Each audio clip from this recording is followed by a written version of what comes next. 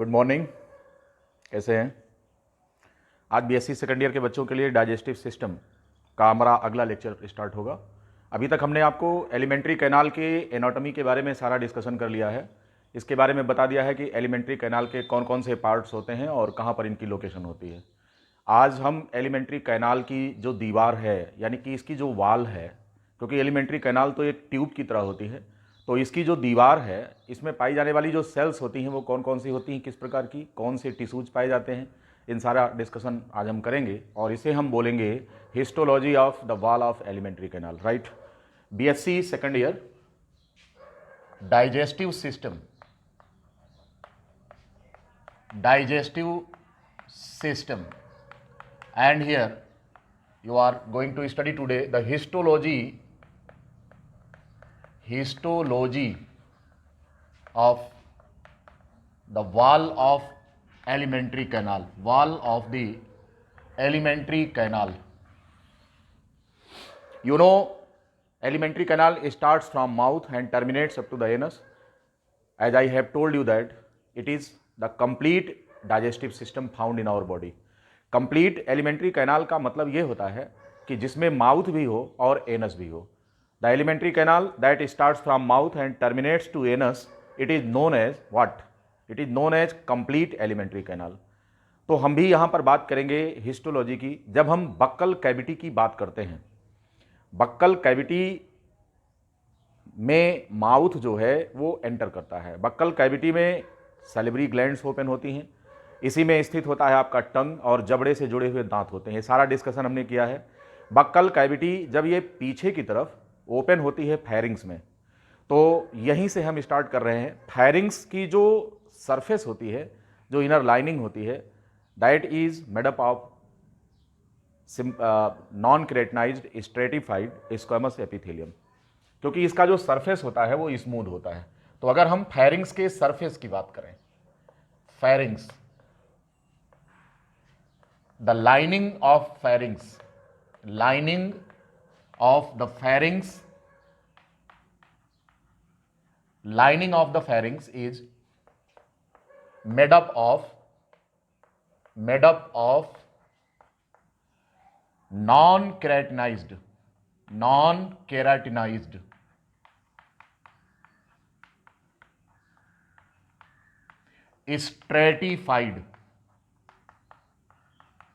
Stratified squamous epithelium,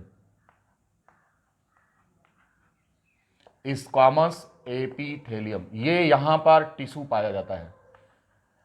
non keratinized stratified squamous epithelium is the tissue that lines the surface of pharynx.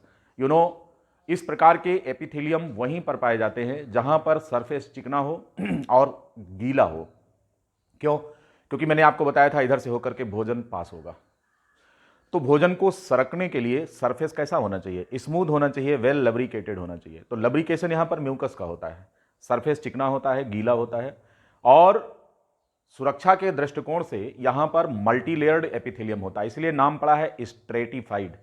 Stratified ऐसे epithelium होते हैं that are more than one layer thick. तो आपको समझ में आ गया होगा कि फेरिंग्स में non keratinized stratified squamous epithelium पाया जाता है, क्योंकि यहां पर किसी भी प्रकार का ना तो सेक्रीशन होता है और ना ही भोजन के किसी भी अंश का डाइजेशन और एब्जॉर्प्शन होता है। It is the smooth passage for the food material only. तो इस तरह से ओरोफेरिंग से पास होकर के फूड जब ओसोफेगस में पहुंचता है, तो मैंने आपको बताया था कि ओसोफेगस के इस पार्ट में भी ना तो किसी भी प्रकार के डाइजेस्टिव जूस का सेक्रीशन होता है और ना ही किसी भी तरीके के फूड के किसी भी कंपोनेंट का डाइजेशन होता है, इसलिए सेम एपिथेलियम होता है oesophagus.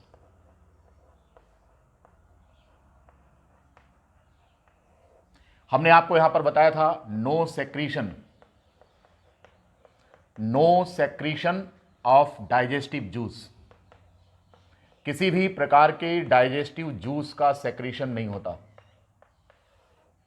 No digestion and absorption of food, no digestion and absorption of food. ना तो भोजन के किसी हिस्से का डाइजेशन होता है और ना ही भोजन के किसी भी हिस्से का एब्जॉर्प्शन होता है। इसलिए यहां पर सेम टाइप ऑफ एपिथेलियम पाया जाता है, that is non keratinized stratified squamous epithelium found here. कहां पर? फायरिंग्स में भी और ओसोफेगस में भी। तो एसोफेगस में इसकी जो लाइनिंग है ये भी non keratinized stratified squamous epithelium से बना हुआ होता है।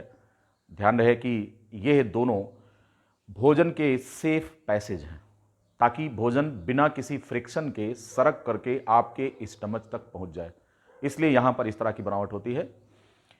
ठीक है, चूंकि ये एक पाइप है, ओसोफेगस क्या है? एक पाइप है। तो हमें यह ध्यान रखना है कि starting from oesophagus up to the anal canal, the wall of elementary canal is made up of 4 different layers. Right, इस पॉइंट को आप मेंशन कर लेंगे, इंपॉर्टेंट है ये।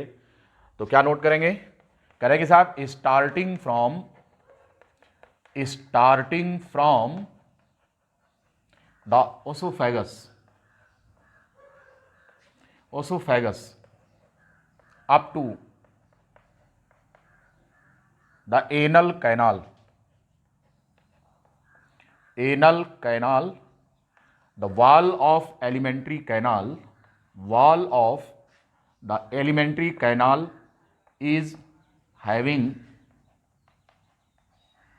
4 different layers, 4 different layers। ये आप मेंशन कर लेंगे, नोट कर लेंगे इस चीज को कि हमारे एलिमेंट्री कैनाल की जो वॉल है, जो कि ओसोफेगस से लेकर के एनल कैनाल तक यह एक नली के रूप में है।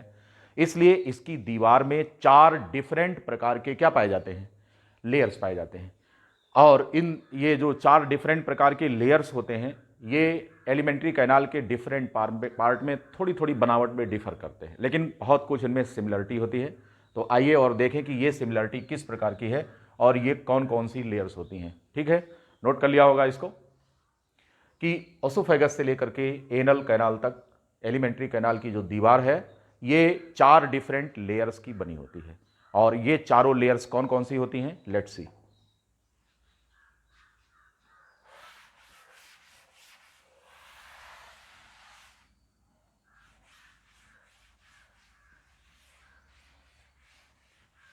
These 4 different layers from outer to inner, you can see these are the outermost layer, that is serosa। इसमें ये 4 लेयर्स होती हैं। Layer number 1 that is the outermost layer and this one is known as serosa। Right, ये जो इसकी जो दूसरी layer है जो कि सेरोसा के जस्ट नीचे पाई जाती है, it is known as muscularis. This one is known as muscularis. Muscularis में ये चूंकि मसल लेयर होती है, इसमें 3 लेयर्स होती हैं। लॉन्गिट्यूडिनल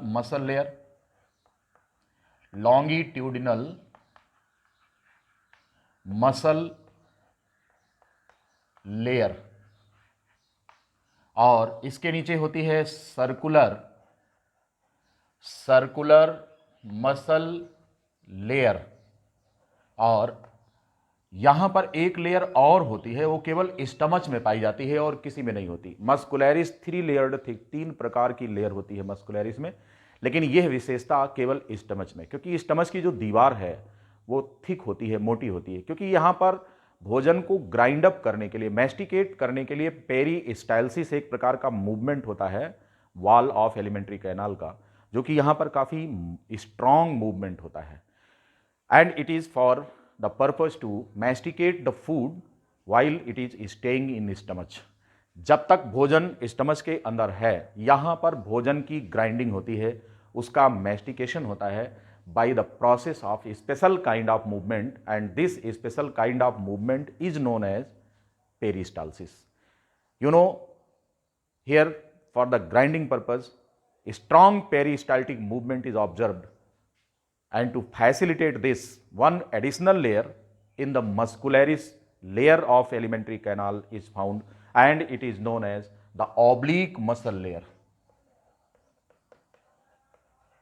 ऑब्लिक मसल लेयर यहां पर पाई जाती है। ध्यान रहे कि यह लेयर केवल और केवल स्टमच में होती है, ओनली इन स्टमच। ये लेयर केवल स्टमच में पाई जाती है। बाकी मस्कुलरिस में लॉन्गिट्यूडनल लेयर और सर्कुलर मसल लेयर, ये दोनों ओसोफेगस से लेकर एनल कैनाल तक सभी जगह पर पाई जाती हैं। ठीक है, अभी हम बात करेंगे मस्कुलरिस के बारे में। फिर इसके बाद नंबर है तीसरा, that is known as submucosa. Submucosa, ध्यान रहे कि सबम्यूकोसा एक लूज कनेक्टिव टिश्यू से बना हुआ होता है। लूज कनेक्टिव टिश्यू, ध्यान रहे, आपने पढ़ा होगा कि कनेक्टिव टिश्यूज के 3 कंपोनेंट्स होते हैं, फाइबर्स जो कि प्रोटीन फिलामेंट्स होते हैं, मैट्रिक्स जो कि इसका ग्राउंड मटेरियल होता है जिसमें हाइलुरोनिक एसिड और तमाम प्रकार के साल्ट्स और वाटर ये सब होते हैं, और तीसरा जो होता है वो डिफरेंट टाइप की सेल्स होती हैं। ध्यान रहे कि कनेक्टिव टिश्यूज में सेल्स जो होती हैं ये लेयर में व्यवस्थित नहीं होती, बल्कि कैसी होती हैं, ये बिखरी हुई पाई जाती हैं। तो ये 3 कंपोनेंट्स होते हैं। फाइबर्स अगर कॉम्पैक्टली अरेंज्ड होते हैं, यानी कि फाइबर्स के बीच में कोई गैप नहीं होता, तो ऐसे कनेक्टिव टिश्यूज को हम डेंस कनेक्टिव टिश्यूज कहते हैं। But here in this case dense connective tissue is not found in submucosa. The submucosa is made up of loose connective tissues, and you can write here made up of the loose connective tissues. It is made up of the loose connective tissues. Connective tissues. ऐसे tissues को हम यहां पर एक विशेष नाम देते हैं, and it is the areolar connective tissue. Areolar connective tissue हम इसे कहते हैं। सब म्यूकोसा आपके एयर पाइप में भी पाई जाती है। एयर पाइप में सब म्यूकोसा होती है और आपके एलिमेंट्री कैनाल की दीवार में पाई जाती है। बॉडी में सब म्यूकोसा और कहीं नहीं होती है। तो ये जो सब म्यूकोसा है कहीं पर भी हो, इसका निर्माण एरियोलर कनेक्टिव टिश्यूज से होता है। हिंदी में इसे अंतराली संयोजी ऊतक कहा जाता है। ठीक है, ये कनेक्टिव टिश्यूज प्रॉपर का एक टाइप है जिसे हम लूज कनेक्टिव टिश्यू भी कहते हैं, because of the proper gap between the fibres, and the gap is known as areola. Fibres के बीच में जो गैप होता है उसे एरियोला कहते हैं। इसी के नाम पर इसका नाम एरियोलर कनेक्टिव टिश्यू पड़ा। आप इसको हिस्टोलॉजी में पढ़ेंगे, जब आप डिफरेंट टाइप के टिश्यू पढ़ रहे होंगे तो एरियोलर कनेक्टिव टिश्यू का आपको बताया जाएगा स्ट्रक्चर क्या होता है। राइट, तो इस तरीके से वॉल ऑफ एलिमेंट्री कैनाल की आउटर मोस्ट लेयर जो सबसे बाहर की है, it is known as serosa. In muscularis third one that is submucosa, and the last layer here is known as mucosa. इसकी जो अंतिम लेयर होती है, जो फोर्थ लेयर है, the fourth layer of the wall of elementary canal, it is known as mucosa. It one is the inner most layer of the wall of alimentary canal. Elementary canal की ये सबसे अंदर की layer है। Right, ये जो mucosa है इसमें भी 3 डिफरेंट लेयर्स होते हैं। इसकी पहली लेयर है मस्कुलरिस। जैसे आपने मस्कुलरिस यहां देखा है कि लॉन्गिट्यूडनल और सर्कुलर मसल लेयर से बना होता है, बिल्कुल ठीक उसी प्रकार का अरेंजमेंट स्मूथ मसल्स का यहां पर भी होता है। तो हम इसे बोलते हैं कि ये 2 लेयर से मिलकर बनी है, longitudinal muscle layer and circular muscle layer. Right, इसके बाद इसका जो मिडिल पार्ट होता है इसको हम बोलते हैं lamina propria. Lamina propria, this one. ये जो लैमिना प्रोपिया है, again it is made up of the loose connective tissues, and in it the blood capillaries and lymphatics are found distributed. खून की capillaries, blood capillaries are found in this part of the elementary canal along with the lymph channels also. lymph channels या lymph tubules जो होते हैं उनको हम lymphatics कहते हैं, जिनको लैक्टियल कहा जाता है, यहां पर पाए जाते हैं लैमिना प्रोपिया पार्ट में। राइट, इस प्रकार से अगर हम देखें तो मस्कुलरिस हो गई, दूसरी लैमिना प्रोपिया हो गई। It is made up of loose connective tissue. Loose connective tissue का बना हुआ होता है, and here the third part is known as the surface epithelium. Surface epithelium ये आपके एलिमेंट्री कैनाल की सबसे अंदर की लेयर होती है, inner most layer of the elementary canal, it is known as the surface epithelium. ठीक है, एक बहुत इंपॉर्टेंट पॉइंट है जिसे यहां मेंशन करना है कि आपके एलिमेंट्री कैनाल की जो दीवार है उसकी लगभग सभी लेयर की बनावट एलिमेंट्री कैनाल के डिफरेंट रीजन्स में starting from oesophagus up to the anal canal is almost similar, लगभग समानता होती है। But the great variation you can find in the structure of the surface epithelium, right? यहीं पर वेरिएशन आपको देखने को मिलेगा, इसलिए मिलेगा देखने को क्योंकि एलिमेंट्री कैनाल के डिफरेंट पार्ट्स का काम डिफरेंट है और अपने काम के अनुसार इनकी बनावट होती है जो कि मॉडिफिकेशन शो करती है। ठीक है, इतनी बात आप समझ गए होंगे। तो अब हम एक एक करके इन सब के बारे में चर्चा कर रहे हैं। जहां पर कॉमन है उसे छोड़ देंगे, लेकिन जहां स्पेशल है उस पॉइंट को आपको मेंशन करना है कि डिफरेंस कहां कहां पर आ रहा है अकॉर्डिंग टू द पर्पज। अगर हम देखें, हमने अभी आपको बताया फेरिंग्स एक चैम्बर होता है, it is not the tube, इसलिए ट्यूब का कॉन्सेप्ट कहां से स्टार्ट होता है? ओसोफेगस से, जो कि एक पाइप होती है जिसे हम फूड पाइप कहते हैं। तो ये जो फूड पाइप है ओसोफेगस, अगर हम इसकी बात करें तो इसकी जो बाहरी लेयर जिसे हम सेरोसा कह रहे हैं, सबसे पहले हम सेरोसा की बात कर लें क्योंकि सेरोसा सभी पार्ट में एलिमेंट्री कैनाल के दिखाई जा रही है, राइट। एक डायग्राम से हम आपको एक्सप्लेन कर रहे हैं कि सेरोसा हकीकत में है क्या चीज। ये मिटा दे रहे हैं, आपने मेंशन कर लिया होगा, नोट कर लिया होगा इसको। Now come to the first means outer most layer of the wall of elementary canal which is known as serosa.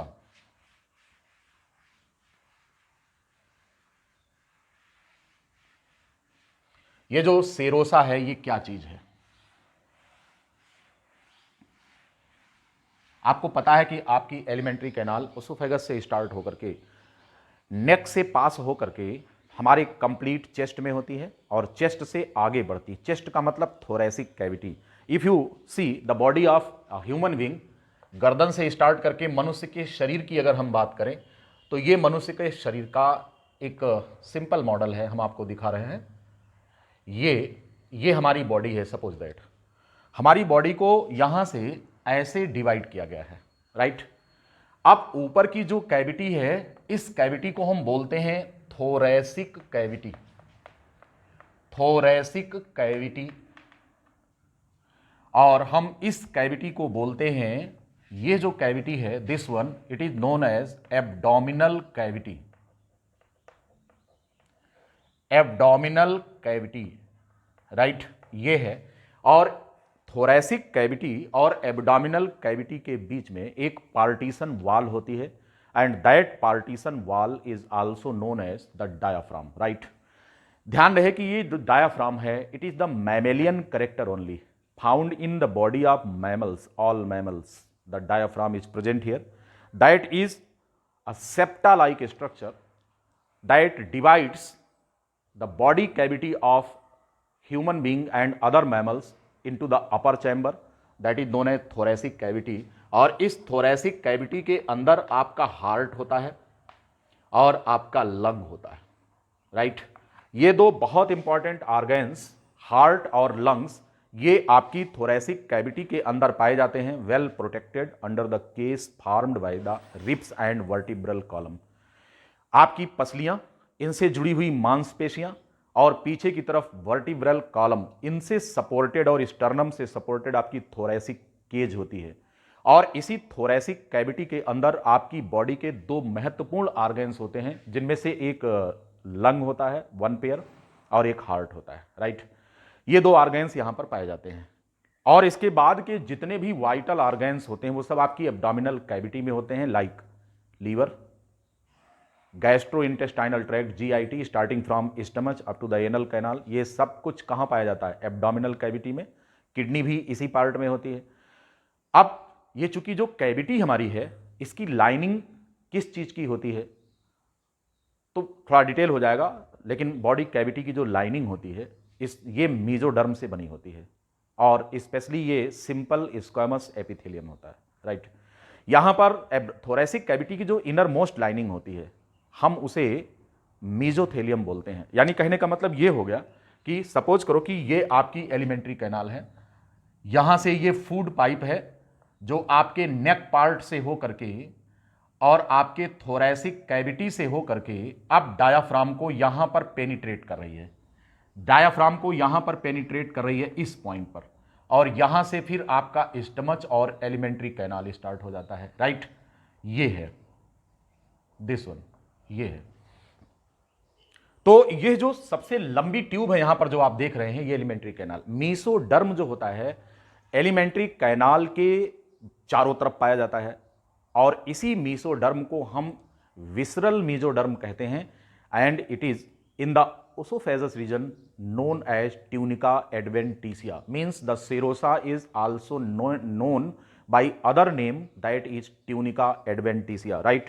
अगर हम यहां पर देखें तो आपके मीस यहां पर थोरैसिक कैविटी के अंदर एलिमेंट्री कैनाल की जो बाहरी लाइनिंग है, जिसे कि आप सेरोसा कह रहे थे, हकीकत में इस सेरोसा का एक नाम यहां पर और भी है, and it is also known as tunica एडवेंटिसिया।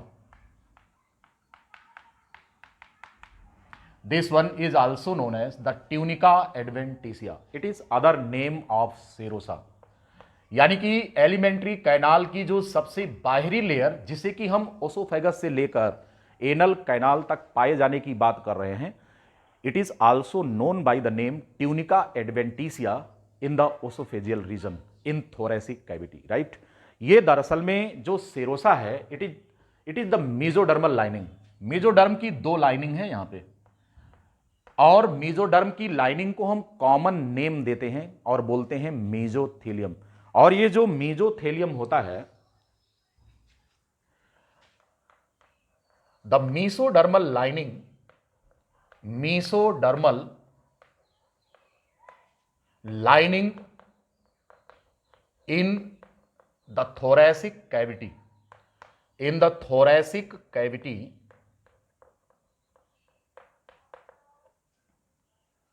is also known by the name, known as, हम इसको एक नाम देते हैं, it is also known as the mesothelium, right। इसको हम एक नाम क्या देते हैं, मीसोथेलियम देते हैं। यह जो मीसोथेलियम है ये दो तरह का होता है, एक होता है इसको बोलते हैं सोमैटिक, और दूसरे को बोलते हैं विसरल, राइट। ये है सॉरी, यहां पर मीसोथेलियम की दो डिफरेंट सिचुएशन दिखाई गई है। एक वो जो कि दीवार से बाहर की तरफ चिपकी हुई है, ऐसे एलिमेंट्री कैनाल, ये हमारी बॉडी कैविटी की इनर लाइनिंग तो बना रही है, लेकिन इसका संबंध एलिमेंट्री कैनाल से नहीं है। तो मीसोडर्म, इसको बोलेंगे एक्टोमीसोडर्म, यानी कि एक्टोमीसोडर्म का एक नाम सोमैटिक मीसोडर्म भी है, राइट। तो यह जो लेयर है आप देख रहे हैं, ये सोमैटिक मीजोडर्म है, दोनों मीजोथेलियम, लेकिन अगर ये दीवार से चिपके हैं बॉडी कैविटी के, तो इसको हम बोलेंगे सोमैटिक मीजोडर्म, और वो जो कि एलिमेंट्री कैनाल के कांटेक्ट में है उसे हम बोलेंगे विसरल मीजोडर्म, राइट। तो इस प्रकार से जो मीसोडर्म हमारी बॉडी कैविटी को थोरैसिक रीजन में लाइन कर रहा है, it is also known by the name mesothelium. यह जो मीसोथेलियम है अगर दीवार से चिपका हुआ है बॉडी कैविटी के, तो इसे हम बोलेंगे एक्टोमीसोडर्म या सोमैटिक मीसोडर्म कहेंगे। और अगर ये ओसोफेगस की बाहरी लाइनिंग, जिसको हम सेरोसा या ट्यूनिका एडवेंटिसिया कह रहे हैं, तो इसे हम विसरल मीसोडर्म के नाम से भी जानते हैं, राइट। तो इस तरह से जो सेरोसा है ये क्या है, ये विसरल मीसोडर्म है, विसरल मीसोथेलियम, ठीक है। अब क्वेश्चन ये है कि यहां पर टिश्यू कौन सा होता है, तो it is almost the simple squamous epithelium. कौन सा एपिथेलियम होता है ये होता है सिंपल स्क्वामस एपिथेलियम होता है, राइट। सिंपल स्क्वामस, ध्यान रहे कि सेरोसा कहीं पर भी होगा, सेरोसा कहीं पर भी होगा तो वो सिंपल स्क्वामस एपिथेलियम का होगा, राइट। यहां पर ओसोफेगस वाले पार्ट में हमने सेरोसा को एक और नाम दिया है, इसे क्या कहा, ट्यूनिका एडवेंटिसिया। और क्या कहा, ये मीसोथेलियम कितने प्रकार का, अगर ये वाल से चिपका है बॉडी कैविटी के तो इसको बोलेंगे सोमैटिक मीसोडर्म या सोमैटिक मीसोथेलियम, और अगर ये एलिमेंट्री कैनाल से चिपका हुआ है तो इसे सेरोसा कहेंगे। ओसोफेगस में इसी को ट्यूनिका एडवेंटिसिया कहते हैं, और ये विसरल मीजोडर्म भी कहलाता है, और जिस टिश्यू से बना है इसको हम सिंपल स्क्वामस एपिथेलियम कहते हैं। इतनी बात आपको समझ में आ गई होगी कि सेरोसा की सिचुएशन क्या है। नाउ अब आपका जो ओसोफेगस है ये डायाफ्राम के कौन से पॉइंट पर पेनिट्रेट कर रहा है, तो this point of diaphragm is known as hiatus, this one oesophagus, this one is the esophagus. This penetrates the diaphragm and reaches to the abdominal cavity and very soon joins the stomach in its cardia part. अब अगर आप देखें तो ये stomach से फिर small intestine, large intestine, anal canal, ये सारी चीजें हैं, एक सिंपल रिप्रेजेंटेशन है। अगर आप यहां पर देखें कि आपका जो मीसोथेलियम है वो ये है, दिस वन, और यही सेरोसा है, this one is the serosa, this one ये है। हम यहां पर इस लेयर को क्या बोलते हैं, हम इस लेयर को बोलते हैं विसरल पेरिटोनियम, विसरल पेरिटोनियम हम इसे बोलेंगे, this layer it is known as the visceral peritoneum. तो फिर यहां पर जो सोमैटिक पेरिटोनियम है वो कौन है, दिस वन, सोमैटिक पेरिटोनियम ये है, दिस वन, इसे क्या बोलेंगे, सोमैटिक पेरिटोनियम, राइट। इस तरह से जो मीसोडर्म लाइनिंग बना रहा है बॉडी कैविटी की वो थोरैक्स रीजन में मीसोथेलियम कहलाता है, और वही सेम स्ट्रक्चर जब हम एब्डोमिनल कैविटी में आते हैं तो ये क्या कहलाता है, then it is known as peritoneum. यानी कि जो मीजोडर्मल लाइनिंग जो एब्डोमिनल कैविटी का निर्माण कर रही है वो पेरिटोनियम है। जैसे आपने यहां पर सोमैटिक और विसरल मीजोथेलियम कहा था, उसी प्रकार से सोमैटिक और विसरल पेरिटोनियम होता है। सोमैटिक और विसरल, सोमैटिक पेरिटोनियम ये है, विसरल पेरिटोनियम ये है। यानी कि जिस लेयर को आप मीसोथेलियम कह रहे थे थोरैसिक कैविटी में, हम उसी लेयर को यहां पर पेरिटोनियम के नाम से जान रहे हैं, ठीक है। लेकिन टिश्यू कौन सा है, ये है कौन सा, ये जो टिश्यू यहां पर है it is made up of the simple squamous epithelium, right. ये सिंपल स्क्वामस एपिथेलियम का बना होता है। तो पूरा डायग्राम आपको क्लियर हो गया कि हमारी बॉडी कैविटी को डायाफ्राम अपर और लोअर कैविटी में डिवाइड कर रहा है। Upper cavity that is well protected by the ribs, sternum, muscles and vertebral column, it is known as thoracic cavity. इसकी लाइनिंग को हम मीसोथेलियम कहते हैं। सब के सब मीजोडर्म होते हैं। मीजोडर्म की दो लेयर, एक जो कि बॉडी वाल को लाइन करता है इसको हम सोमैटिक मेजोथेलियम कहते हैं, और जो ओसोफेगस को लाइन करता है इसे विसरल मेजोथेलियम। यही बात जब हम एब्डोमिनल कैविटी में करते हैं तो जो बॉडी कैविटी को लाइन कर रहा है उसको हम बोलते हैं सोमैटिक पेरिटोनियम, और जो एलिमेंट्री कैनाल को लाइन करता है उसे बोलते हैं विसरल पेरिटोनियम। लेकिन टिश्यू यहां पर भी वही है, कौन सा, सिंपल स्क्वामस एपिथेलियम यहां पर भी होता है। मतलब इसी बात को हम, इसी लेयर को, स्ट्रक्चर को हम क्या बोलते हैं, this structure is known as serosa. अब आपने देखा कि सेरोसा का कितना डिफरेंशिएशन है। ओसोफेगस में सेरोसा को ट्यूनिका एडवेंटिसिया बोलते हैं, ठीक है, लेकिन rest part of the alimentary canal में सेम स्ट्रक्चर को हम सेरोसा कहते हैं। It is the outer most layer of the alimentary canal. आपको समझ में आ गया होगा। अगर आपसे क्वेश्चन पूछा जाए कि आपकी जो सेरोसा जो एलिमेंट्री कैनाल की दीवार बना रही है इसमें कौन सा एपिथेलियम होता है, तो एक लाइन में बोलना है कि ये सिंपल स्क्वामस एपिथेलियम होता है और इसकी मीसोडर्मल ओरिजिन होती है, राइट। एलिमेंट्री कैनाल के बाहरी लेयर की बनावट आप समझ गए हैं। ध्यान रहे कि इस लेयर में किसी भी प्रकार का डाइजेस्टिव ग्लैंड या उसका सेक्रीशन नहीं होता सेरोसा में। It is the outer most layer of alimentary canal. Protection point of view से होता है कि स्ट्रक्चरल कंपोनेंट होता है, लेकिन फंक्शन की अगर हम बात करें तो डाइजेस्टिव सिस्टम में इसका कोई डायरेक्ट रोल नहीं है, क्योंकि इसमें ना तो कोई डाइजेस्टिव ग्लैंड होती है और ना ही एब्जॉर्प्शन में इसका कोई रोल है, राइट। इतनी बात समझ में आ गई होगी। आगे चलते हैं। अब हम बात करते हैं मस्कुलैरिस की। Wall of the elementary canal जो सेकंड लेयर है it is known as the muscularis, right. ये डायग्राम हम यहां से हटा देंगे। आपने कंफर्म कर लिया होगा, इसको बना लिया होगा। अब इसके बाद हम बात करते हैं जो हमारे एलिमेंट्री कैनाल की जो दूसरी लेयर है जिसका नाम है muscularis, right. Now come to discuss about the muscularis.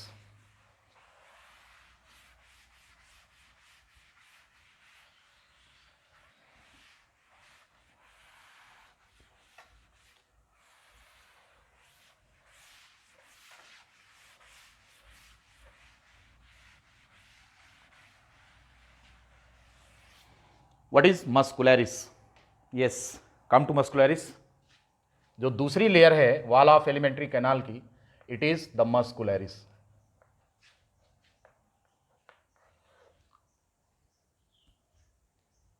Muscularis, आपकी बॉडी में 3 प्रकार की मसल्स पाई जाती हैं, muscular tissues.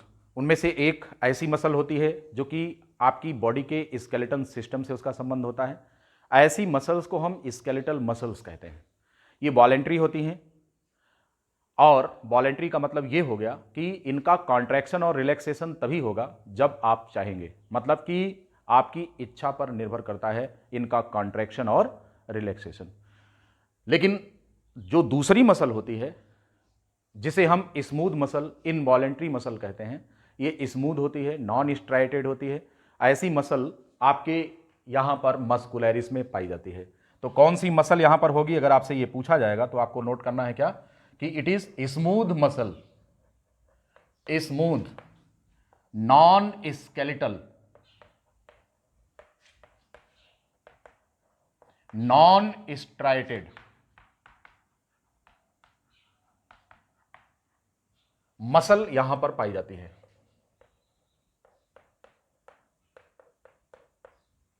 Smooth non skeletal non striated muscle यहां पर पाई जाती है, राइट। इसमें कॉन्ट्रैक्शन और रिलैक्सेशन जो होता है वो आपकी इच्छा पर निर्भर नहीं करता है। इसलिए इसका जो कॉन्ट्रैक्शन होता है वो कैसा होता है, the contraction of these muscles, contraction of these muscles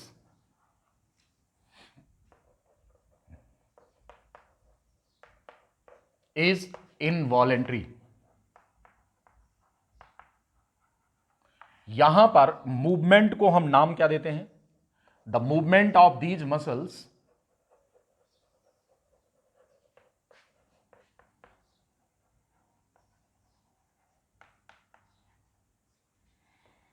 is known as, बहुत इंपॉर्टेंट नाम, the peristaltic movement. It is known as the peristaltic movement, right. This one, the movement of the muscle in elementary canal is known as peristaltic movement. What is the function of this movement? ये जो यहां पर movement हो रहा है इसका काम क्या होता है, तो एलिमेंट्री कैनाल में जो मस्कुलरिस है इसका 2 काम होता है। एक, इसमें जब मूवमेंट होता है तो 2 तरीके की पेरिस्टाल्सिस होती है, एक होती है फॉरवर्ड डायरेक्शन में और एक होती है बैकवर्ड डायरेक्शन में। यानी कहने का मतलब कि अगर मसल का मूवमेंट इस डायरेक्शन में है, यहां माउथ है और इधर एनस है, और पेरिस्टाल्टिक मूवमेंट का जो डायरेक्शन है वो माउथ टुवर्ड्स द एनस है, तो हम इसको बोलेंगे फॉरवर्ड मूवमेंट। यानी कहने का मतलब कि पेरिस्टाल्सिस जो हो रही है ये फॉरवर्ड डायरेक्शन में हो रही है, पेरिस्टाल्सिस। ये माउथ टुवर्ड्स एनस होती है। व्हाट इज इट्स रोल, इसका काम होता है भोजन को आगे की तरफ बढ़ाना ताकि इसका प्रॉपर डाइजेशन और एब्जॉर्प्शन हो सके, और अनडाइजेस्टेड मटेरियल को हम अपने रेक्टम में कलेक्ट करें और पीरियडिकली इसको डिफिकेट करें, बाहर निकालें, मल त्याग करें। ये कहानी होती है। तो ये सामान्य मूवमेंट होता है जो हमेशा होता रहता है, इसको बोलते हैं forward peristalsis, starting from mouth proceeding towards the anus. लेकिन जो दूसरा मूवमेंट यहां पर होता है इसकी वाल में, वो कैसा होता है, ये रिवर्स डायरेक्शन में, माउथ एनस, यानी कि इस तरफ से स्टार्ट होकर के और माउथ की तरफ होता है। ऐसे पेरिस्टाल्सिस को हम रिवर्स पेरिस्टाल्सिस बोलते हैं। क्या बोलेंगे इसको, इसको बोलेंगे रिवर्स पेरिस्टाल्सिस बोलेंगे इसको। और ये सामान्य बात नहीं होती, ये एक प्रकार का रिफ्लेक्स एक्शन होता है। और जिस समय आपका वॉमिटिंग सेंटर स्टिमुलेट करता है, मेडुला में होता है, आपके ब्रेन के मेडुला पार्ट में स्थित होता है इसका सेंटर, जिसको हम वॉमिटिंग का सेंटर कहते हैं। और जब ये स्टिमुलेट होता है किसी भी कारण से, जब आपके बॉबिल में, बॉबिल समझ रहे हैं, जीआईटी, गैस्ट्रोइंटेस्टाइनल ट्रैक्ट के अंदर, आपके एलिमेंट्री कैनाल के अंदर किसी भी प्रकार का इरिटेटिंग एजेंट पहुंच जाता है, जैसे मान लेते हैं आपको एसिडिटी ज़्यादा हो रही है, तो उस समय आपको वॉमिटिंग हो सकती है। ज़्यादा एसिड बनने पर एसिड बाहर जाना ही है, नहीं तो प्रॉब्लम पैदा हो जाएगी। ऐसी कंडीशन में वॉमिटिंग फील होती है आपको, और आप उल्टी करते हैं और गट का जो कंटेंट होता है मुंह से और नाक से बाहर चला जाता है। तो ये क्या होता है, ये रिवर्स पेरिस्टाल्सिस हो करके नीचे का कंटेंट ऊपर की तरफ जाता है। ध्यान रहे कि यह जो कंटेंट रिवर्सल हो रहा है लार्ज इंटेस्टाइन का नहीं होता, क्योंकि हमने आपको एनाटॉमिकली दिखाया था, आपको पता है कि इलियोसिकल वाल्व होता है at the junction point of small intestine and large intestine. Small और लार्ज इंटेस्टाइन के जंक्शन पॉइंट पर एक वाल्व होता है, यूनिडायरेक्शनल होता है, that does not permit the reversal of the content of large intestine through the mouth. लेकिन small intestine से लेकर के सारा मटेरियल, स्टमच का हो या स्मॉल इंटेस्टाइन का हो, इन सब का रिवर्सल पॉसिबल है रिवर्स पेरिस्टाल्सिस से, वॉमिटिंग जब आपको होती है तो। ठीक, वॉमिटिंग के लिए जो सेंटर होता है, it is situated at the medulla part of your brain in the hind brain portion. When ever it is stimulated, कभी भी किसी भी कारण से आपको वॉमिटिंग फील हो रही है, तो यही काम होता है कि रिवर्स पेरिस्टाल्सिस रिवर्स डायरेक्शन में होती है। आप समझ गए होंगे कि जो मस्कुलरिस लेयर है इसका कितना इंपॉर्टेंट रोल है। तो पहला तो भोजन को मूव कराने का होता है एलिमेंट्री कैनाल में, और दूसरा स्टमच में केवल भोजन को पीसा जाता है, तो स्ट्रॉन्ग पेरिस्टाल्सिस होती है। इसीलिए यहां पर मैंने आपको बताया था कि स्टमच में, मस्कुलरिस में तीसरा लेयर भी होता है, जिसे हम ऑब्लिक मसल लेयर कहते हैं। बाकी सभी में क्या होता है कि वाल थिन होती है, लेकिन स्टमच की जो दीवार है वो मोटी होती है, और उसका कारण यह है कि यहां पर मस्कुलरिस 3 लेयर थिक होती है। The third layer is known as oblique muscle layer, and it is for the purpose to grind the food material present in the stomach. Right, आपको पता है कि डाइजेशन के लिए फूड मटेरियल 4 से 6 घंटे तक स्टमच में स्टे करता है, and during that period it is well masticated, properly masticated to convert the food material into the paste form, what the structure is known as chyme. हम यहाँ पर इसको काइम कहते हैं, CHYME। आपको डिस्कशन करेंगे हम फिजियोलॉजी ऑफ डाइजेशन में, अभी तो हम हिस्टोलॉजी पढ़ रहे हैं। आपको समझ में आ गया होगा कि यहाँ पर जो मूवमेंट हो रहा है वो किसकी देन है, वो देन है मस्कुलरिस लेयर की। अब क्वेश्चन ये है कि ये मस्कुलरिस लेयर क्या है, तो हमने आपको बताया कि ये स्मूथ मसल होती है, ऑटोनॉमस होती है, इनवॉलेंट्री होता है इसका मूवमेंट। फिर क्या है, क्या इस पर नर्वस सिस्टम का जरा भी नहीं होता है कंट्रोल? बिल्कुल कंट्रोल होता है। हम आपको पढ़ाएंगे कि आपकी पेरिस्टाल्सिस पर नर्वस सिस्टम का क्या कंट्रोल होता है। यहाँ पर सिंपैथेटिक और पैरासिम्पैथेटिक दोनों इनर्वेशंस होते हैं ऑटोनॉमिक नर्वस सिस्टम के, ध्यान रहे। Autonomic nervous system, autonomic self, उस पर हमारे दिमाग का कंट्रोल तो होता है, हमारा जो मस्तिष्क है वो उसको कंट्रोल करता है, लेकिन हमारी इच्छा का कंट्रोल नहीं होता कि अगर हम चाहें कि खाना खा लें और पेरिस्टाल्सिस ना हो, हमारे वश में नहीं है। अगर कोई कारण मौजूद है और वॉमिटिंग हो रही है, अगर आप चाहें कि वॉमिटिंग ना हो तो आप नहीं रोक सकते, उसको होगा। ये ऑटोनॉमस प्रोसेस होता है। It is under the regulation of your autonomic nervous system, और इसके 2 एस्पेक्ट होते हैं, पैरासिम्पैथेटिक और सिंपैथेटिक सिस्टम होता है, जो आपके एलिमेंट्री कैनाल की 2 चीजों का नियंत्रण करता है। कौन कौन सा? एक मूवमेंट और दूसरा सेक्रीशन। 2 ही काम होता है आपके एलिमेंट्री कैनाल का, एक उसकी वाल में जो मूवमेंट है, और दूसरा क्या, यहां पाई जाने वाली जो ग्लैंड्स है उनका secretion. The movement and the secretion of the GIT is under the control of 2 things, one that is the hormone, chemical control and coordination, और दूसरा होता है neural control and coordination. Means the functioning of the wall of your elementary canal is under the regulation of hormones as well as nervous system. Nervous system का जो part यहां पर होता है वो ऑटोनॉमिक नर्वस सिस्टम होता है, और हार्मोन्स जो होते हैं वो तमाम ऐसी एंडोक्राइन ग्लैंड्स होती हैं जो एलिमेंट्री कैनाल में पाई जाती हैं, जो कि हार्मोन्स का सेक्रीशन करती हैं। इनको अर्जेंटाफिन सेल्स कहते हैं। एंटीरो एंडोक्राइन सेल्स होती हैं। हम आपको बताएंगे वो कौन कौन सी सेल्स एलिमेंट्री कैनाल के किस पार्ट में होती हैं, और इनसे निकलने वाले कौन से हार्मोन हमारे एलिमेंट्री कैनाल के किस किस फंक्शन को कंट्रोल करने का काम करते हैं। एक बैकग्राउंड यहां पर है, केवल इतना आप जान लीजिए, फंक्शनिंग कैसे होती है आगे बताएंगे। मस्कुलरिस की ये सारी बात समझने के बाद अब आपको पता होना चाहिए कि ये 3 लेयर इसमें पाई जाती है, ये हम मिटा देंगे।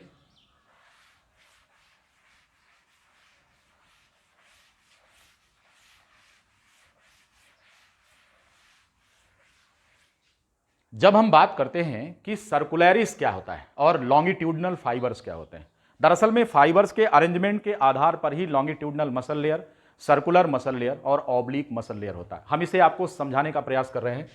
सपोज करिए कि ये आपकी एलिमेंट्री कैनाल है, सपोज दैट दिस वन, ये आपकी एलिमेंट्री कैनाल है, दिस वन। तो जाहिर सी बात है कि ये जो यही आपकी वॉल है, क्या है ये? Wall of the alimentary canal. हम इसी के बनावट की बात कर रहे हैं और इसी में 4 लेयर हमने आपको बताया था। कौन कौन से? बाहरी लेयर बताया था सेरोसा, इसकी दूसरी लेयर मस्कुलरिस बताया था, तीसरी लेयर सब म्यूकोसा बताया था और चौथी लेयर म्यूकोसा बताया था। इस समय हम इसी मस्कुलरिस की बात कर रहे हैं। इसमें 3 प्रकार के फाइबर्स पाए जाते हैं। एक ऐसे जो लॉन्गिट्यूडनल फाइबर्स होते हैं, जो लॉन्गिट्यूडनल फाइबर्स होते हैं वो लेंथ वाइज अरेंज होते हैं। ये जो फाइबर्स होते हैं ये ऐसे लेंथ वाइज होते हैं, एलिमेंट्री कैनाल की दीवार में ये लेंथ वाइज पाए जाते हैं। इसलिए चूंकि ये एलिमेंट्री कैनाल के पैरेलल होते हैं, इसलिए इनको लॉन्गिट्यूडनल मसल लेयर कहा जाता है। This layer is known as longitudinal muscle layer. The fibres in this layer are found parallel to the elementary canal, right. Elementary canal के ये पैरेलल होते हैं। इतनी बात समझ में आ गई होगी आपको। जो सर्कुलर मसल लेयर होता है उसका प्रोफाइल कैसा होता है? तो सर्कुलर मसल लेयर ये होता है, दिस वन।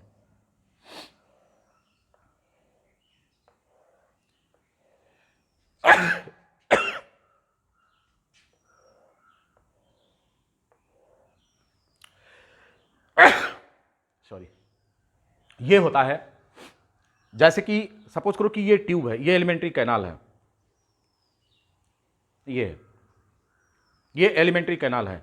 तो अगर फाइबर इसके लंबाई में है ऐसे ऐसे, जिसको हमने यहां दिखाया है ये वाले, तो ये लॉन्गिट्यूडनल मसल लेयर है। और ऐसे फाइबर्स जो इसको सर्कुलर अरेंज कर रहे हैं, इस तरीके से ये पाए जा रहे हैं, वो हम इन्हें दिखा रहे हैं, ये वाले इसको लपेटे हुए होते हैं ऐसे। ऐसे फाइबर्स को हम सर्कुलर मसल लेयर कहते हैं इसको। और अगर इस तरह के फाइबर्स होते हैं तिरछे वाले इस तरह से, तो हम इसे क्या बोलते हैं? This one is known as CML, circular muscle layer, and this one is known as OML, oblique muscle layer. ध्यान रहे कि ये केवल स्टमच में होता है, ओनली इन स्टमच, ये केवल स्टमच में पाया जाता है। ठीक है, तो इस प्रकार से अब अगर एलिमेंट्री कैनाल का सेक्शन काटा जाए तो मस्कुलरिस लेयर जो अपीयर करेगी, तो जो सबसे बाहरी लेयर है एलिमेंट्री कैनाल की, जो बाहरी लेयर है, ये सेल्स फ्लैट स्क्वामस होती हैं। इसे हम क्या बोलते हैं? This layer is known as serosa, right.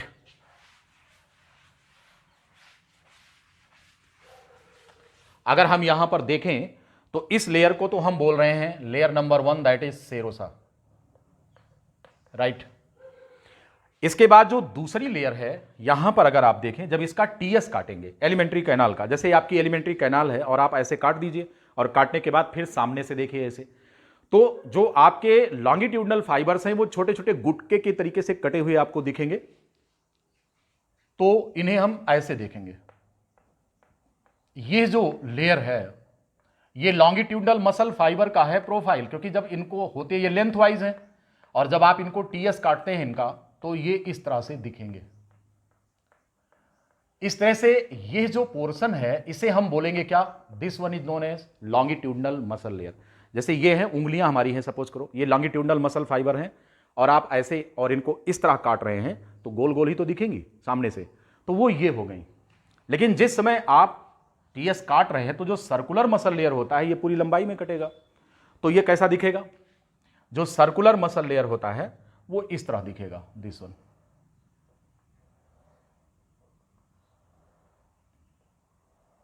This one is the circular muscle layer, right. You can see here this one, ये है। और हम इस लेयर को बोलते हैं CML, सर्कुलर मसल लेयर बोलते हैं। एलिमेंट्री कैनाल की पहली लेयर सेरोसा समझ में आ गया, उसके नीचे मस्कुलैरिस में लॉन्गिट्यूडनल मसल लेयर, दूसरा है सर्कुलर मसल लेयर। स्टमच में तिरछी दिखेंगी, अगर स्टमच है तो इस तरह के ये फाइबर्स दिखेंगे, लेकिन ये सभी में पाया नहीं जाता, ये केवल स्टमच में होता है, इसको बोलते हैं ऑब्लिक मसल लेयर, राइट। अब इसके बाद मस्कुलैरिस आपको समझ में आ गया होगा, इसके बाद अगली जो लेयर है यहां पर जो पाई जा रही है इसका नाम है सबम्यूकोसा। अगर हम सबम्यूकोसा की बात करें तो अभी हमने इसको आपको इसके पहले बताया था कि जो सबम्यूकोसा होता है इसमें फाइबर्स होते हैं, और क्या होती हैं, सेल्स होती हैं, और क्या होती हैं, इसके अंदर ब्लड कैपिलरीज पाई जाती हैं, और इसका ये मैट्रिक्स होता है। Now this part of the elementary canal here it is known as the submucosa, it is known as the submucosa. Elementary canal के दीवार की जो यह लेयर है हम इसे सबम्यूकोसा बोलते हैं, और इसके नीचे की जो लेयर होती है, जो रेस्ट पार्ट होता है, वो कौन होता है,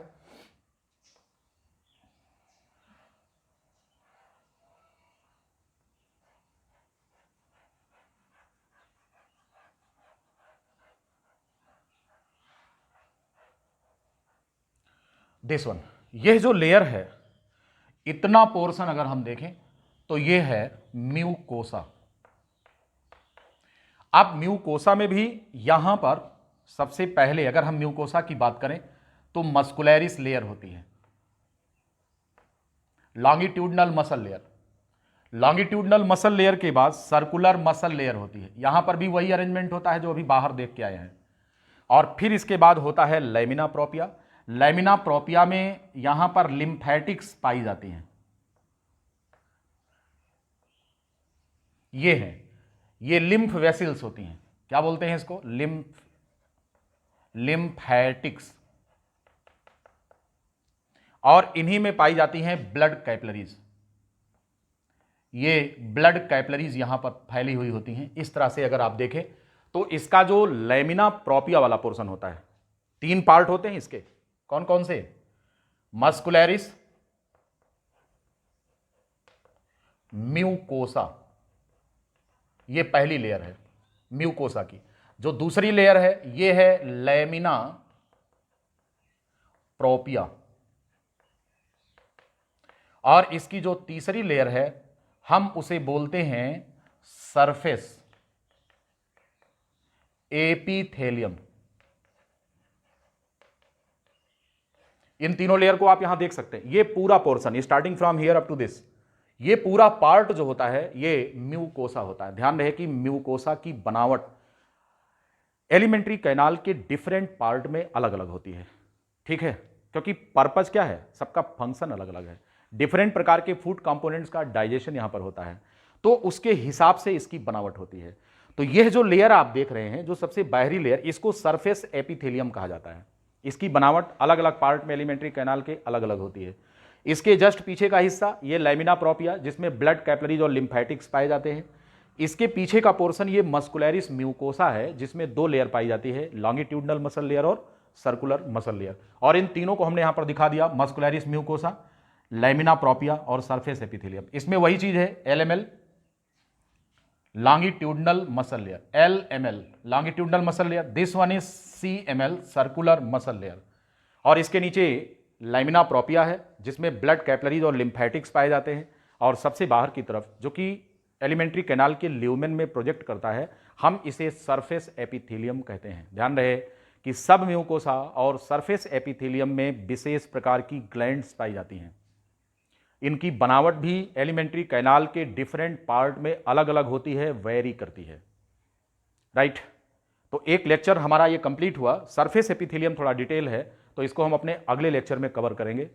आज के लेक्चर में हमने सारी बातें बता दिया। हिस्टोलॉजी, चूंकि एलिमेंट्री कैनाल की आपको पढ़ना भी है सेकंड ईयर में, अलग से डिफरेंट पार्ट की हिस्टोलॉजी पूछी जाती है, तो वो हमने इसी में कवर कर दिया है, राइट। आपको अलग से अब एलिमेंट्री कैनाल की हिस्टोलॉजी नहीं पढ़ना है, इसी में सब क्लियर हो गया। तो हम बात करेंगे सरफेस एपिथेलियम का अपने अगले लेक्चर में। उम्मीद है कि आज आपको यह लेक्चर काफ़ी अच्छा समझ में आया होगा, और इसके ढेर सारे क्वेश्चंस, अगर आप मेडिकल स्टूडेंट्स हैं, मेडिकल की प्रिपरेशन कर रहे हैं, नीट के लिए तैयारी कर रहे हैं, तो उसमें भी लाभदायक है, और आपके BSc के लिए तो अच्छा ही है, ठीक है। अब इन सारी चीज़ों को बिना समझाए हुए हम आपको फिजियोलॉजी ऑफ डाइजेशन नहीं समझा सकते थे, इसलिए इसका डिटेल आपको जानना जरूरी है, राइट। हम आपको अगले लेक्चर में सरफेस एपिथेलियम में पाई जाने वाली ग्लैंड्स के बारे में डिस्कशन करेंगे और एलिमेंट्री कैनाल के डिफरेंट पार्ट में इसकी बनावट कैसी होती है, इनके बारे में अध्ययन करेंगे। ठीक है, समझ में आ गया होगा। अलर्ट रहिए, आप लोग पढ़ कम रहे हैं, क्योंकि लाइक्स कम दिख रहे हैं, इसका मतलब यह होगा कि आप पढ़ नहीं रहे हैं, क्योंकि आपका ड्यूरेशन भी मैं एनालिटिक्स में देखता हूं यूट्यूब स्टूडियो पर कि आप किसी भी हमारे लेक्चर को कितने मिनट देखते हैं। तो जितनी आपकी संख्या है उसके हिसाब से मिनट्स में नहीं आ रहा है, इसका मतलब आप पढ़ाई नहीं कर रहे हैं, बस खाली आपने लेक्चर रख लिया, चलो ठीक है बाद में देखेंगे। और आपका यह जो तरीका है ये अच्छी बात नहीं है, ये प्रिपरेशन का सही तरीका नहीं, इसलिए आप डाउट्स नहीं पूछते क्योंकि पढ़ते नहीं हैं। लेकिन मेरा काम है लेक्चर पूरा करना, मैंने लेक्चर दे दिया, जो अच्छे स्टूडेंट्स हैं वो हमें फॉलो कर रहे होंगे, बाकी लोग बाद में पढ़ेंगे जब एग्जामिनेशन आएगा, उस समय दौड़ दौड़ कर छत पर चढ़कर कॉपी हाथ में लेकर दौड़ दौड़ कर पढ़ाई करेंगे, रट्टा मारेंगे। तो आप रट्टा मत मारिए, इसको समझिए, ठीक है। Thank you.